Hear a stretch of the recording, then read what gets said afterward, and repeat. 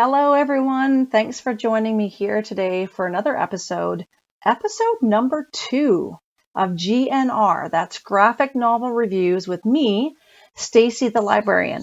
It's so great to be back after a very long break, nearly 2 years. So if you've stuck with your subscription, good for you.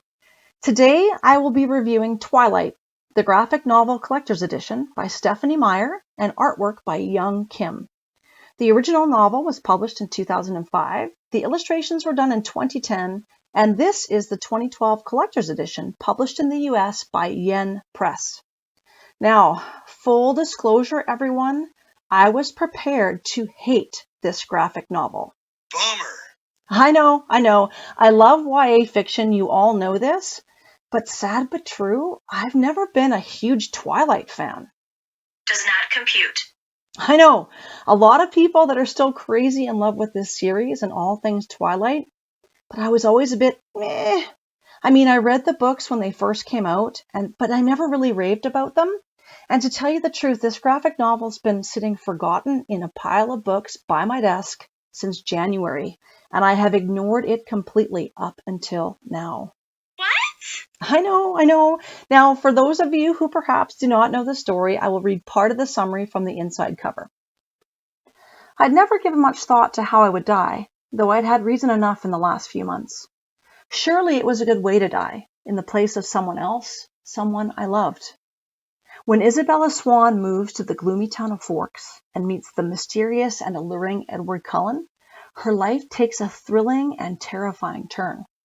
With his porcelain skin, golden eyes, mesmerizing voice, and supernatural gifts, Edward is both irresistible and impenetrable. Up until now, he's managed to keep his true identity hidden, but Bella is determined to uncover his dark secret. Hee-haw! Sounds pretty good, right? Well, as you all know, I'm wrong sometimes, and this time I was wrong, dead wrong. I absolutely love this book, and here's why.